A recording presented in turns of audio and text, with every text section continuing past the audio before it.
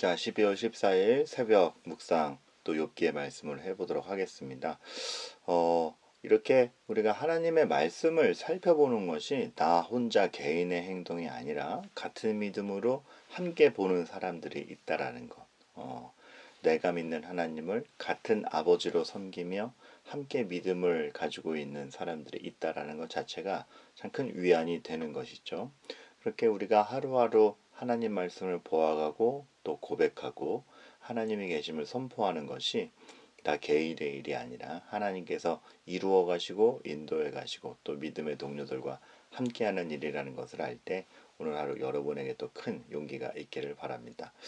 그러한 가운데 함께 보실 하나님의 말씀 욥기 37장 24절 말씀, 36장 하반부부터 37장이 오늘 본문인데요. 제가 37장 마지막 절만 읽도록 하겠습니다. 그러므로 사람들은 그를 경외하고 그는 스스로 지혜롭다 하는 모든 자를 무시하느니라. 아멘.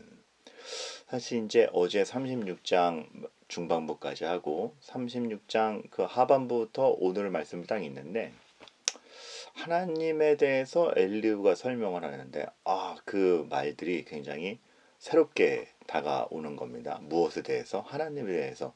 이미 알고 있던 하나님인데도 굉장히 크면서도 따뜻하게 다가오는 거예요. 왜냐하면 이 첨예한 논쟁 가운데 등장한 엘리후, 그리고 이제 다음 주 내일부터죠. 내일부터 등장하실 하나님의 말씀은 첨예한 논리 가운데 답이 이거야 라고 얘기하기보다는 하나님이 얼마나 크신 창조자인 줄 알아로 점점 우리를 끌고 가는데 그 힌트 같은 게 오늘 말씀에도 많이 나와요. 그래서 엘리후가 이렇게 하나님에 대한 강론을 하는 데 있어서 어떤 이런 분이고 이런 분이고 첨예한 논박 가운데 하는 게 아니라 표현 하나하나가 너무 멋있는 거예요. 예를 들면 36장 말미부터 계속 오늘 본문은 이런 것들을 얘기하죠. 하나님이 물방울을 가늘게 하시며 빗방울을 증발하여 안개가 되게 하시는다.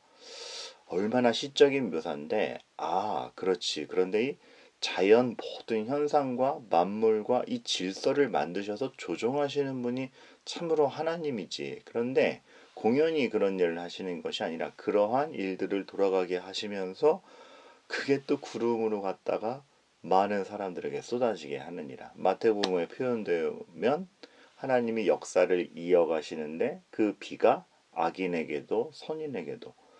그러니까 사실 이러한 엘리후가 하나님에 대해서 딱 초점을 맞추어 가는 것 중에 하나가 새 친구들은 어떠한 본인들의 틀 속에서의 하나님의 기능적 방식 작동만 얘기했다라면 큰 하나님을 얘기를 하죠. 하나님이 누구신가? 그가 정말 창조자인데 그 창조 능력과 질서가 공연히 있는 것도 아니고 다 이 피조물들과 우리를 위한 거라는 걸 알 때에 오늘의 말씀 중에서 이제 우리가 하나님을 계속 보게 되는 건 저는 창세기 처음으로 제 마음에 끌고 가지는 겁니다. 태초에 하나님이 천지를 창조하시니라. 그런데 그 천지를 창조하시는데 매일매일 보시기에 심히 좋았더라. 그 전능하신 하나님이 그 피조물이 뭐라고. 그리고 우리 사람이 뭐라고 하나님의 형상을 입히셔서 다 완성시켜 놓고 보시기에 심히 좋았더라. 정말 시편 16편 3절 말씀처럼 나의 모든 즐거움이 너희에게 있도다 하신 선언 그대로 만들어 두시고 너무나 기뻐하시는 아버지 하나님. 그만큼 하나님의 애정이 묻어 있고 하나님이 목적을 두시며 하나님이 포기하지 않는다라는 강렬한 그 의지가 사실은 이미 창세기 1장 1절부터 묻어 있는 겁니다. 정말 환경을 얼마나 멋있게 조성하시는데 그 끝에 사람을 탁 모든 걸 완비하시고 사람을 만드신 다음에 생육하고 번성하라. 이게 얼마나 큰 사랑을 큰 섭리를 우리 인생 가운데 묻어두실 건가. 그 하나님에 대한 묘사가 오늘 엘리후가 자연 환경과 섭리 가운데 능력을 나타내시는 하나님에 대한 묘사와 굉장히 흡사한 유사한 그 논지를 갖게 되는 것입니다. 그래서 한번 이제 욥기의 말미에 드디어 이런 정리를 한번 하게 하는 거죠. 우리는 처음에 새 친구와 욥의 논박이었기 때문에 누구의 설명이 더 옳은가, 무엇이 더 옳은가를 계속 집착하게 되는데 이유를 잘 설명하면 납득할 우리던가.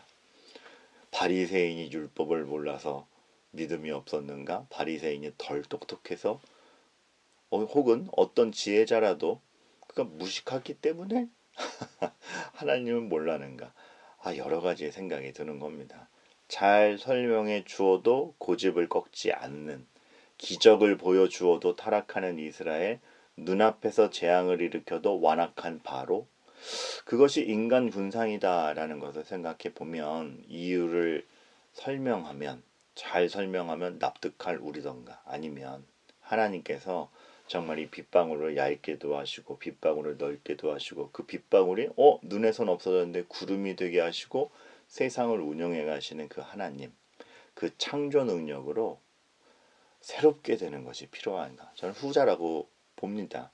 점점 이 욥기가 우리를 인도하는 것은 잘 설명해 주게, 잘 들어, 누가 이해하나 보자가 아니라 그 하나님, 우리의 이해 범위와 우리의 설명 밖에 계신 훨씬 더 큰 걸 움직이시는 하나님의 은혜와 그 창조 능력이 우리에게 필요한가를 보게 하는 것이죠. 그래서 이스라엘 역사도 하나님께서 계명을 주시지만 계명을 지켜라 에서 답이 나오는 것이 아니라 지킬 수 없지. 그래서 내가 예레미야 31장 너희의 심령을 새롭게 하여서 이 계명이 새로운 계명이 되게 하마. 그리고 최종적으로 그 심령을 새롭게 할 예수 그리스도를 보내시는 것. 그로 말미암아 새 창조의 능력을 우리가 다 어그러뜨린 그러한 모든 것들을 물리치시고 정말 예수 그리스도의 피로 말미암은 새로운 피조물이 되게 하시는 하나님의 구원 역사가 필요하다는 것을 이 욥기에서 보게 되는 것입니다. 그래서 믿음인가 봐요. 그래서 기독교는 믿음인 겁니다.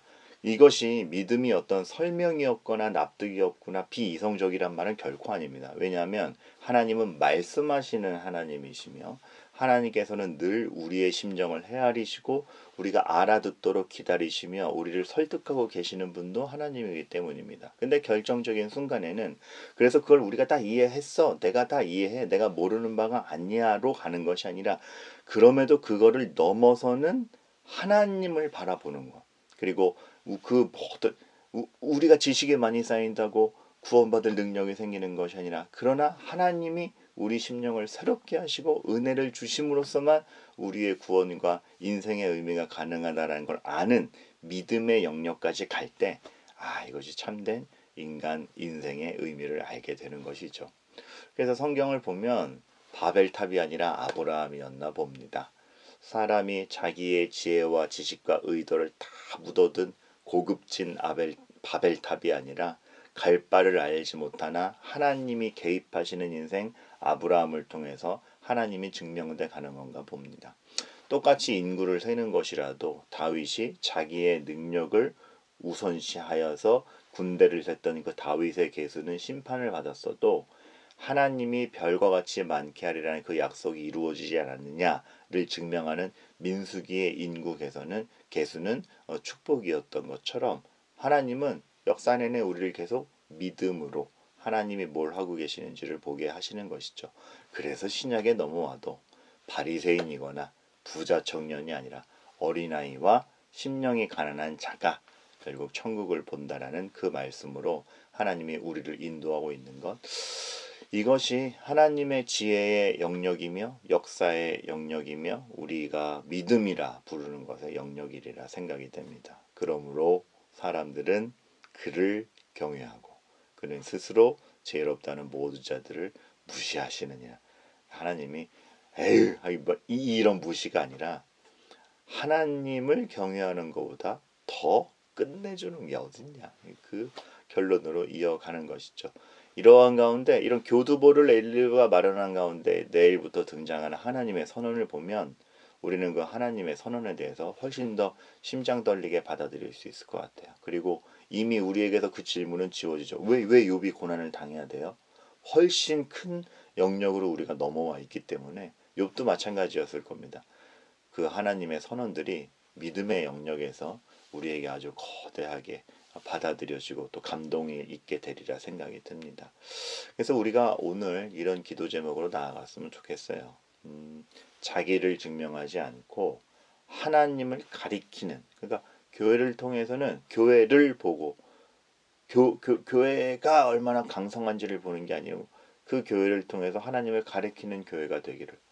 그러니까 참 우리의 연약한 부르짖음이 사실 우리 기도하는 모습이 얼마나 초라해요. 근데 그렇게 저 사람들은 하나님을 바라보며 부르짖는구나라는 모습이 오히려 하나님에게는 영광이 되고 그 미련해 보이는 모습이 오히려 전도의 지혜가 되는 그렇게 하나님을 가리키며 또한 참 인격적으로 성품적으로 다가오셨죠. 논박으로 다가오신 것이 아니라 인격적으로 다가오시는 그 하나님이 우리를 통해 증명될 때 우리의 인격이 또 하나님의 사랑과 하나님의 자비를 드러내야 되는 줄 압니다.